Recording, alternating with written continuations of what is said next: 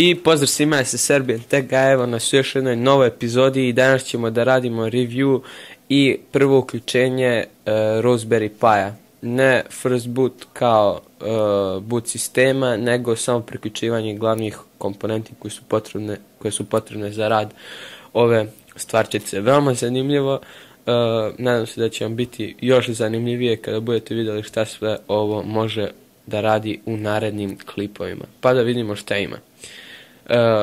Ova stvarčica ima 4 USB porta i ima 40 GPOA, znači tih pinova na koje možete da zakačite svoje LED lampe ili neke druge komponente koje su vama važne. Ima full HDMI izlaz. HDMI ulaz vam je potreban kako biste mogli da ga priključite na monitor. Ima Ethernet, čekajte samo da ima Ethernet, znači žuta lampica je kad je idle, zelena kad radi. Zatim ima 3,5 mm jack, audio jack, ja mislim, kombinovani 3,5 mm jack. Zatim ima izlaz za kameru i izlaz za display, to jest možete da priključite kameru i display na neka od ova dva izlaza. Zatim ima micro USB priključak i ima slot za SD karticu koja vam je neophodna kako biste na njemu mogli da podignete bilo koji od operativnih sistema koji želite.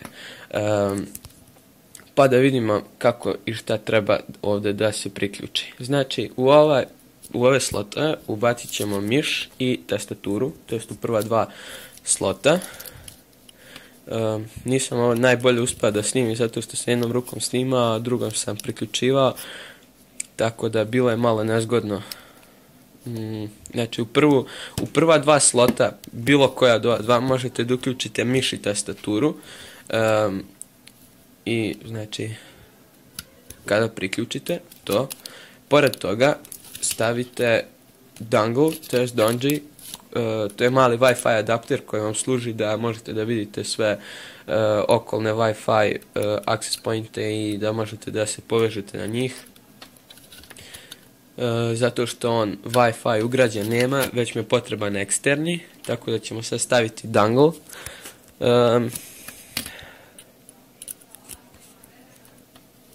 Ja se stvarno izvinjam što nisam ovo uspio lepo da snimim, znači, ali vjerovatno razumete šta gdje treba da se uključi.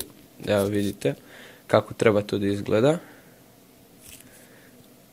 Znači, na ove pinove ne morate ništa da priključujete, ovi 40 pinova koji smo malo pripomenuli, ako nemate ili ako ne želite. Sada ćemo da uključimo znači monitor. Kod mene je monitor HD to VGA, a ja nisam imao izlaz za HDMI, tako da sam morao da ga konvertujem sa HD-a na HDMI i da ga priključim. Tako da stavit ću vam link u opisu kako izgledaju ti konverteri, to jest samo ako vam treba kupite konverter za HD to HDMI i uključite ga i on će raditi bez problema.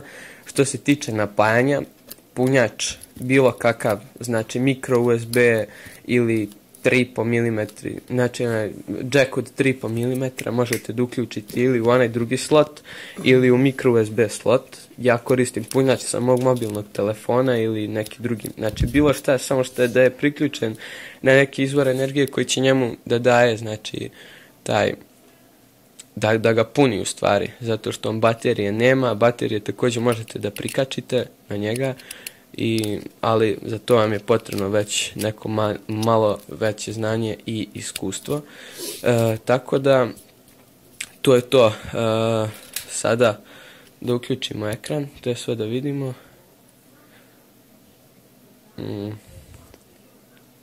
Ja mislim da nisam, to je sa ekranom je sve u redu, nego da nisam HDMI lepo gurnuo dole ovaj ulaz.